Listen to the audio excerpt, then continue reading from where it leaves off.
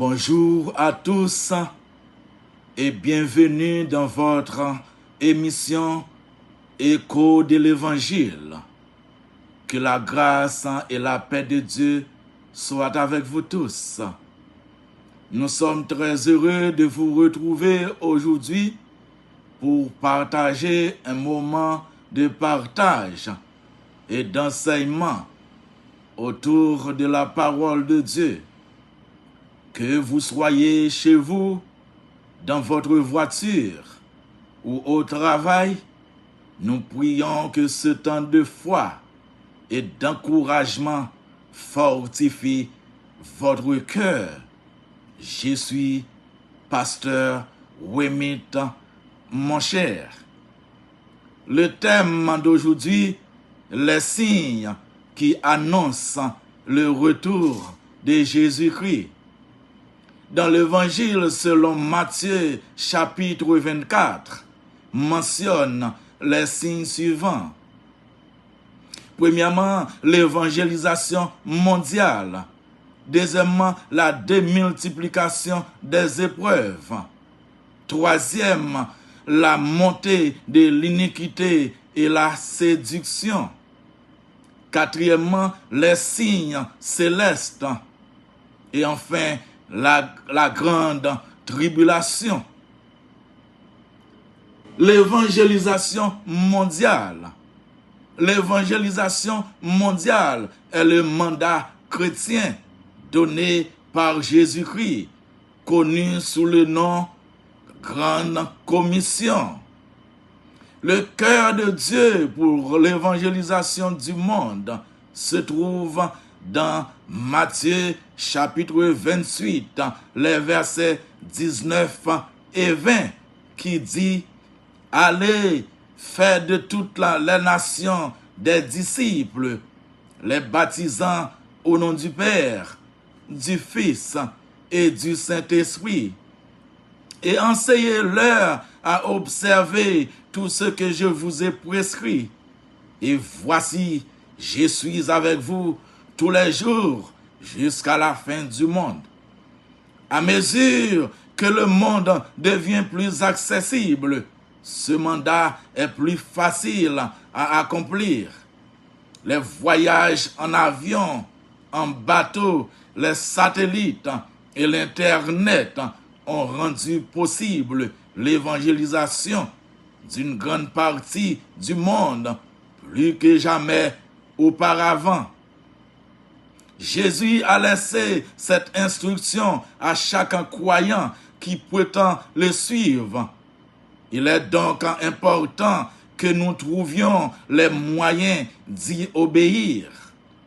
Les voyages missionnaires à court terme sont également des opportunités pour les personnes qui envisagent une mission à plein temps, les permettant d'expérimenter la vie dans une autre culture et de définir plus précisément l'appel de Dieu dans leur vie. Deuxièmement, la démultiplication des épreuves. Le roi David, dans les psaumes, il évoque explicitement l'accumulation et la multiplication des angoisses et des détresses dans plusieurs de ses prières, notamment dans le psaume 94, le verset 19. Quand mes pensées de trouble se multiplient en moi, tes consolations réjouissent mon âme. L'apôtre Paul, dans les Épîtres, il avertit sur le fait que les difficultés et les crises morales et spirituelles allaient se multiplier dans les derniers temps, comme mentionné dans 2 Timothée chapitre 3, le verset 1er. Il exhorte également à ne pas céder à l'inquiétude lors des crises, notamment en Philippiens chapitre 4, les versets 6 et 7. L'auteur de l'Apocalypse, Jean, l'Apocalypse décrit une succession et une intensification dramatique des crises, des fléaux et des tribulations mondiales. Si la crise est souvent présentée comme une conséquence du désordre humain, les textes bibliques offrent également une perspective d'espoir, montrant que ces temps difficiles peuvent être des opportunités. Troisième signe qui annonce le retour de Jésus-Christ, la montée de l'iniquité et la séduction. La montée de l'iniquité et la séduction forment un duo redoutable. L'iniquité qui désigne la transgression des lois morales et divines s'insinue subtilement dans la société par la séduction. Elle déguise le mal en bien, normalisant des comportements qui finissent par endurcir les consciences. 2 Thessaloniciens 2, le verset 10. La nature de l'iniquité. L'iniquité est plus qu'un simple faux pas. C'est une attitude de cœur qui s'oppose à la justice et à la vérité de Dieu. Elle se manifeste par une augmentation de l'égoïsme, de l'injustice et du mépris des autres. Isaïe chapitre 59, le verset 2. Le rôle de la séduction. La séduction est l'arme principale utilisée pour propager l'iniquité. Elle agit de manière insidieuse et progressive pour endormir l'esprit critique. Genèse chapitre 3, le verset 13. La ruse originelle. 1 Timothée chapitre 4, le verset 1er. Les dangers du monde. La justification de l'homme. Les actions répréhensibles sont présentées sous un jour favorable pour les rendre recevables et acceptables. Romains chapitre 12, le verset 21. Romains chapitre 3, les versets 23 et 24. Psaume 51, le verset 6. La manipulation en flattant les désirs de la chair, convoitise, besoin de reconnaissance, la séduction pousse à justifier ses propres fautes. 2 Corinthiens chapitre 11, le verset 3. Les avertissements bibliques dans la Bible. La séduction de l'iniquité est souvent liée à l'époque précédente, la fin des temps et la montée de l'impie. Il est souligné que ceux qui préservent sont ceux qui n'ont pas reçu l'amour de la vérité. La séduction y est décrite comme une influence spirituelle puissante, capable de garer, si possible, même les élus. Proverbe chapitre 7, les versets 5 à 21. Proverbe chapitre 6, le verset 25. 1 Jean chapitre 2, le verset 16. Quatrième signe qui annonce le retour de Jésus-Christ, les signes célestes. Dans les évangiles, Matthieu chapitre 24, Marc chapitre 13, le livre de l'Apocalypse, ces phénomènes célestes et physiques précéderont immédiatement la seconde venue. Obscurcissement des astres.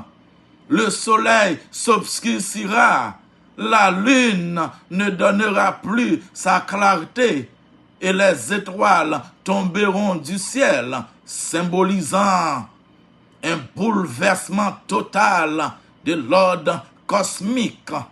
Matthieu chapitre 24, le verset 29. Marc chapitre 13, le verset 24. Luc chapitre 21, le verset 25. Perturbation des éléments. Les puissances des cieux seront ébranlées, accompagnées de grands bruits, d'éclairs et de tonnerres. De Pierre, chapitre 3, le verset 10. Le signe du Fils de l'homme. L'apparition dans le ciel du signe du Fils de l'homme qui provoquera la lamentation de toutes les tribus de la terre. Matthieu chapitre 24, le verset 30. La venue sur les nuées. Jésus-Christ apparaîtra visiblement sur les nuées du ciel avec puissance et une grande gloire accompagnée de ses anges. Apocalypse chapitre 1er, le verset 7. Matthieu chapitre 26, le verset 64. Enfin, cinquième signe qui annonce le retour de Jésus-Christ, la grande tribulation. La persécution et l'antéchrist sous le règne de l'antéchrist, une apostasie mondiale et une persécution sévère s'abattront sur ceux qui refusent de se prosterner devant la bête. Apocalypse chapitre 13, le verset 7. Les jugements divins. Dieu déversera sa colère sur un monde impie, représenté prophétiquement dans l'Apocalypse par l'ouverture des sceaux, le son des trompettes et le déversement des coupes. Apocalypse chapitre 20, les versets 11 à 15. Le salut d'Israël, les prophétiques bibliques dans Daniel indiquent que ce temps est aussi un moyen pour Dieu de discipliner et de préparer la nation d'Israël à la repentance. Ainsi, mes frères et sœurs, téléspectateurs, bien-aimés, alors que nous clôturons ce temps de partage, élevons nos regards. L'Évangile nous parle d'un Dieu lointain, mais un roi qui revient bientôt. Le tombeau est vide et notre attente n'est pas vaine. Merci. À la prochaine pour une autre émission. Si vous faites tomber sur channel là, pas hésiter pour activer la cloche notification pour pas rater aucune vidéo. Quittez un commentaire et surtout partagez-la avec quantité de monde ou capable. Merci. À la prochaine pour une autre vidéo. Que Dieu vous bénisse abondamment.